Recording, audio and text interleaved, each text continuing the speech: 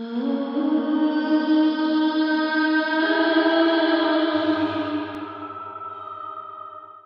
kita akan ngobrol tentang jaringan, gerakan, dan pembelajaran desa.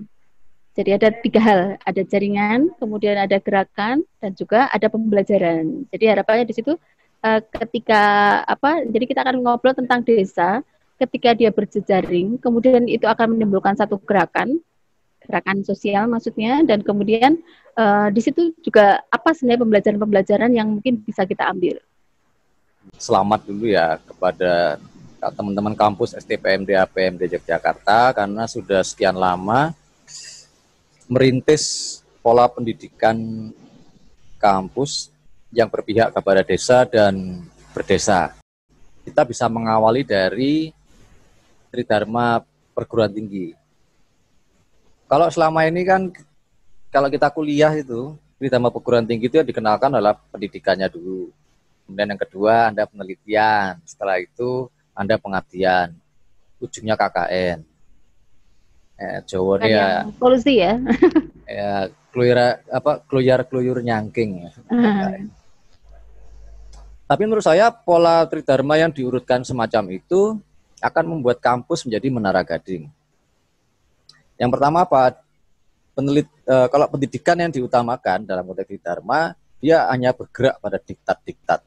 Pemikiran-pemikiran lama yang mungkin sudah direduksi sedemikian rupa. Misalnya, pemikiran desa menurut Undang-Undang 5 tahun 79 begini, pengaturan tentang desa konteksnya lewat Inlands Gemeentenordonnansie tahun 19 sekian, atau 18 sekian lah misalnya. Nah, pola-pola ini kan jadi diktat ya. Nah, diktat itu kemudian diajarkan sedemikian rupa, dibuatlah penelitian. Nah, setelah penelitian, dia menggunakan kerangka mimikri atau mimesis, meniru kenyataan sosial untuk dimasukkan ke dalam penelitian itu, dan akhirnya hanya mengukuhkan teori-teori lama atau diktat-diktat itu. Nah, ini model kampus lama yang harus dikritisi. Kemudian setelah dia penelitian, semakin mantap, teori itu tidak goyah, padahal abstrak dan tidak komunikatif, dia bawalah ke desa. Sampai di desa, dia melihat desa semuanya keliru. Warga desa keliru. Jaringan LSM, NGO, ORNOP keliru semua. Ya, kalau keliru semua begitu kan anti komunikasi. Nah, saran ini juga kritik ada diri saya untuk memahami hubungan kampus dengan desa dan tradisi berdesa itu dibalik trilogi itu. Kita mulai dari pengabdian dulu. Pengabdian dulu ya, Mas, berarti ya. Oke, jadi seperti apa kampus itu melakukan pengabdian. Dari situ metode edukasinya akan bersumber dari informasi A1. A1 itu informasi awalnya ya dari rakyat desa. Jadi kerjanya kerja pengabdian, kerja kobar, kerja mengobarkan semangat dulu. Baru setelah itu kita rancang nih refleksi metodenya. Ternyata ini pengalaman saya juga. Kalau dari membawa misi kampus, penelitian kampus ke desa, tugas kita itu hanya mencatat hal-hal baru, kemudian kita renungkan lagi dalam konteks penelitian. Jadi misalnya kalau kita kerja pengabdian, pertama kali kita temui warga desa, pemerintah desa, dan masyarakat desa, seperti apa sih aktivitas sehari-harinya. Kita sama-sama makan dengan mereka, sama-sama tidur di rumah mereka misalnya, sama-sama kerja, menyaksikan mereka kerja, atau kalau memang sesekali kita ya bantuin kerjanya apa. Dari sama-sama belajar juga.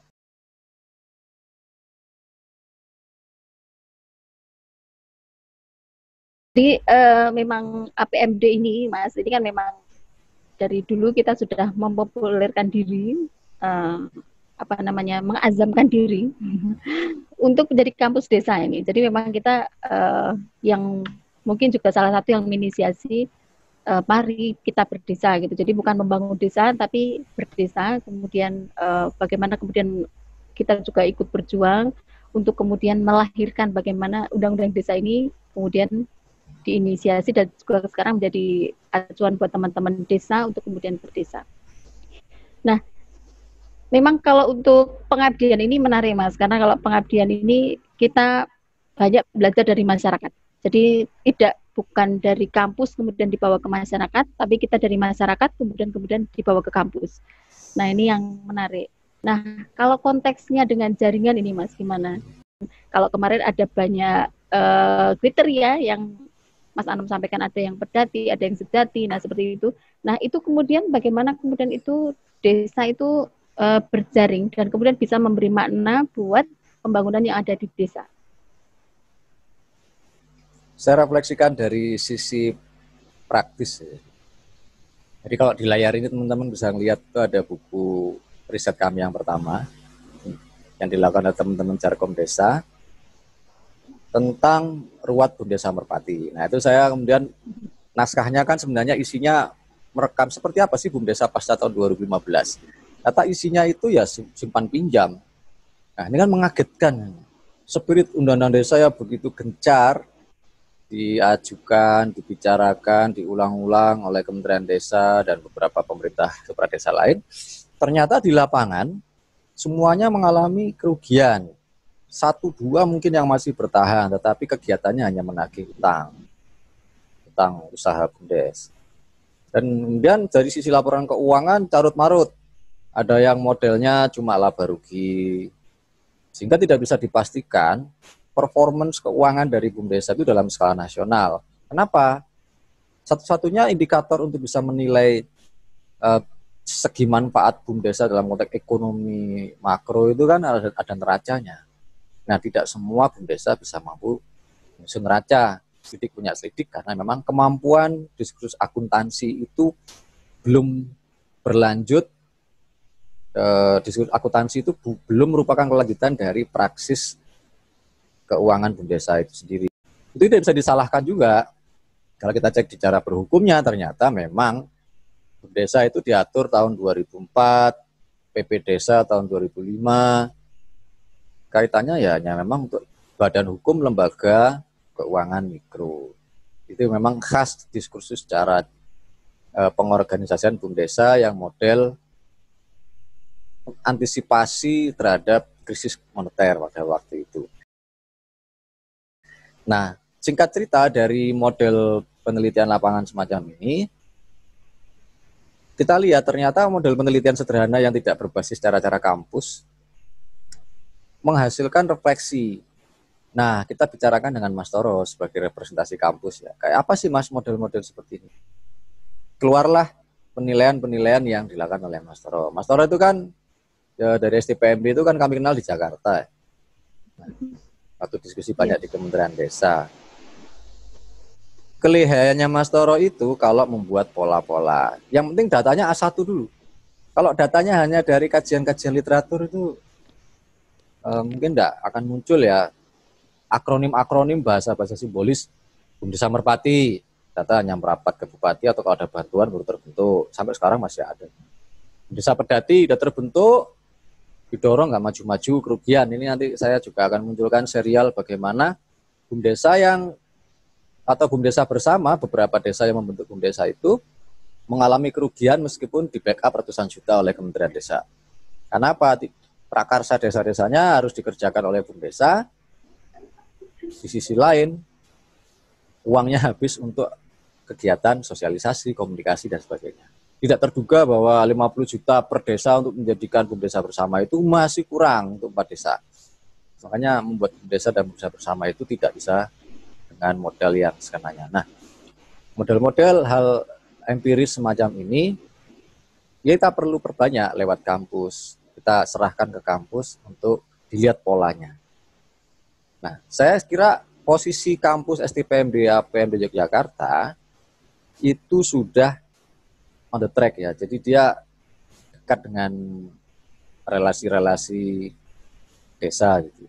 Nah, kemudian dari beberapa hal saya lihat teman-teman entah itu dosen yang jadi aktivis NGO, teman-teman dosen STPMD yang aktif di organisasi kemasyarakatan, dan juga mungkin alumni-alumninya yang saya lihat sudah aktif di pemerintahan desa maupun supradesa. Kaitan dengan berdesa yang diungkapkan oleh Mbak Nining tadi, ini STPMD ini identik dengan desa dan berdesa. saya membacanya secara sosiologi hukum bahwa ternyata hukum ala berdesa itu saya melihatnya berdesa itu secara sosiologi hukum tertanam betul dalam konteks institusi.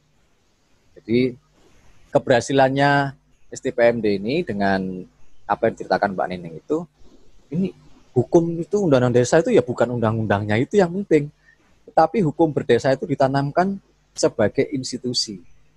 Tradisi, ada personalitas kolektif, ada prakarsa, ada percakapan praktis tentang berdesa, yaitu tradisi pemerintahan, bermasyarakat, dan bernegara di desa. Seperti apa bentuknya tentu sangat beragam. Nah, simpulannya secara sosiologi hukum, kampus STPMD itu dalam konteks jaringan berhasil menanamkan kesadaran bahwa berdesa itu adalah hukum sebagai medium. Ini kalau kita gunakan teori-teori sosiologi. Tapi ya teori sosiologi nggak ngomong seperti ini kan karangan saya aja. Saya sempat tulis di jurnal Governabilitas.